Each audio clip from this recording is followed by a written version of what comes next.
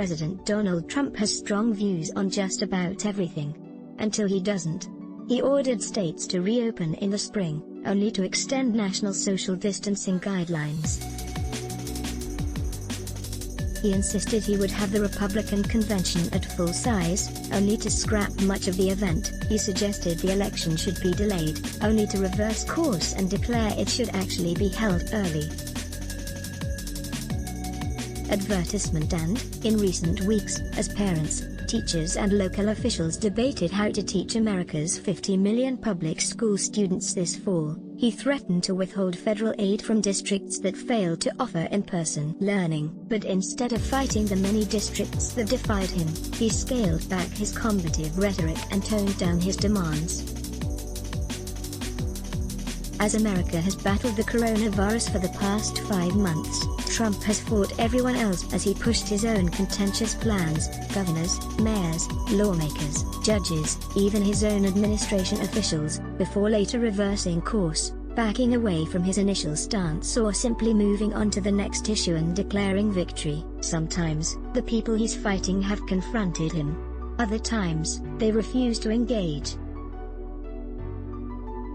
Both supporters and critics say Trump wants to appear as if he is taking charge, even when he clearly lacks the authority to act, as he scrambles to find anything to latch onto while facing sinking poll numbers months before the election. He often changes his mind after he faces backlash or further weighs the politics of his actions.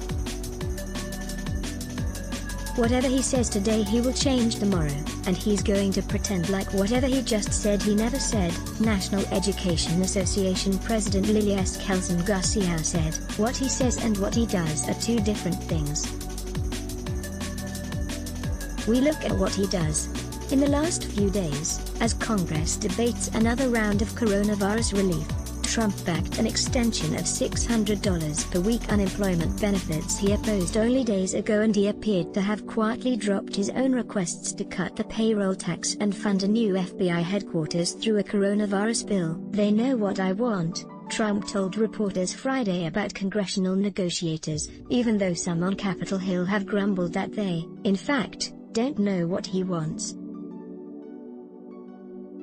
Trump's most recent back and forth with school officials has taken on increasing urgency in the White House and the president's campaign, where there's a belief that rebuilding the coronavirus-decimated economy, which can only happen if working parents have childcare and can return to work, may be his best chance at winning re-election. And with just over 3 months from Election Day, as the pandemic worsens in more than half the states, Trump is lagging behind presumptive Democratic nominee Joe Biden in most national polls and battleground states. His standing has even fallen in traditionally red states. But most polls still show Americans trust Trump over Biden on handling the economy, though those numbers have started to fall, too. Some allies also believe the push for in-person learning could play well with the women and suburban voters the president needs to remain in office. He's desperate to reopen the economy for the election. He knows you can't reopen the economy unless you reopen schools, said Rep. Donna Shalala, a Democrat who represents Miami-Dade County and served as Secretary of Health and Human Services under President Bill Clinton. How many lives are we willing to lose? To open the economy or open the schools, you're making a judgment about your willingness to lose lives. Trump blasted Democrats for keeping schools closed, saying they were trying to hurt him politically, and pushed his own administration to revise its guidelines to favor school openings because he says children are less likely to get sick or transmit the virus. Public health experts say children are still vulnerable and that many aspects of the virus are still unknown. Still, Trump and his aides have continued to push the reopening of schools in speeches, interviews and social media. On Wednesday, Vice President Mike Pence and Education Secretary Betsy DeVos flew to North Carolina to visit a reopened private school to urge other schools to do the same. We have to remember that there is another side of this. Keeping them out of school and keeping work closed is causing death also, economic harm but death for different reasons, Trump said at a news conference Thursday. But death, probably more death.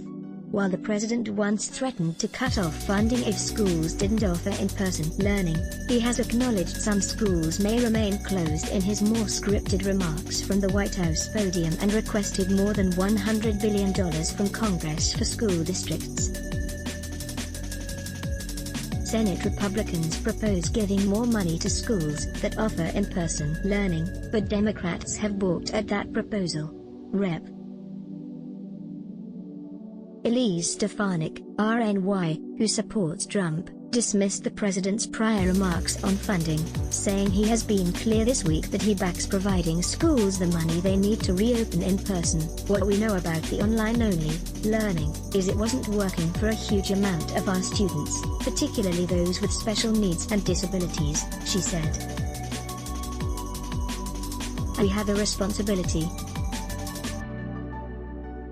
to ensure we're meeting the needs of those students. Trump pulled back on his more bellicose threats after America's school districts, large and small, even in some Republican-friendly states led by Republican allies, defied him. Los Angeles and San Diego announced they will start the school year virtually. Then Houston did.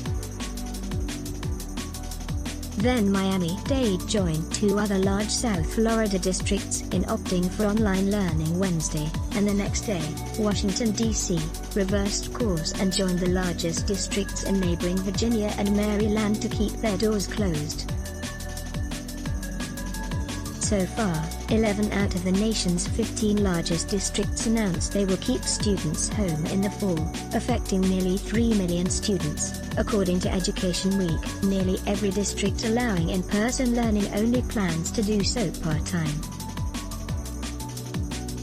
Elsie Arntzen, a Republican who was elected superintendent of public instruction in Montana, said she applauds Trump for his focus on learning and getting life back to normal, but that her state's school districts are making their own decisions. We are very much independent and relish that local control, she said. Any kind of word of a mandate, any kind of statement to say Montana you shall and you must is extremely challenging. One size does not fit all. School officials also say they didn't believe Trump's threat. Congress has the authority to withhold federal funding, most of which goes to schools in low-income areas and special education. Trump now suggests if public schools are closed, money should be given to parents to use at a private educational institution instead. A group of states sued the administration over its push to use money in a previous coronavirus relief bill for private schools. The threat to withhold federal funds is bullying, and like all forms of bullying, it is unacceptable, said Michael Rice, Michigan's superintendent of public instruction. State and local officials aren't the only ones pushing back. Trump has faced fierce opposition from teachers, unions and parents who worry about surges in infections if schools don't get enough money to reopen with social distancing.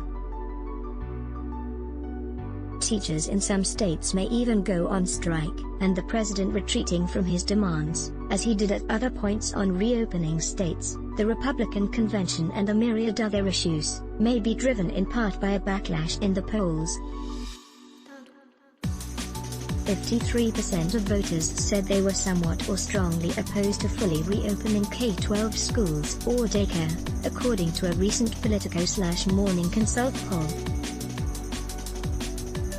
You're seeing an inconsistency on the part of the president depending on what audience he is in front of, American Federation of Teachers President Randy Weingarten said. Biden, who is largely trying to make the race a referendum on Trump's response to the coronavirus, has started criticizing him for not providing the money and resources needed to open the schools, and released his own plan to reopen schools safely when they are ready, and not before. Former North Carolina Governor Jim Hunt, a Biden supporter who is considered a national expert on education, said Trump is hurting schools by trying to tell them what to do. We have to trust the local people to make those decisions, and we have to stand behind them, not threaten them, he said. This week, the Democratic National Committee began airing a new ad in battleground states criticizing Trump's push to open schools following criticism that he initially downplayed the coronavirus, failed to quickly produce tests and supplies and then pushed the states to reopen early. Do you trust him to do what's best for our children? The narrator asks. Because this is not a test. Trump is failing. Let's block ads. Why? Show your love for him. Click the link in description. Thanks for watching.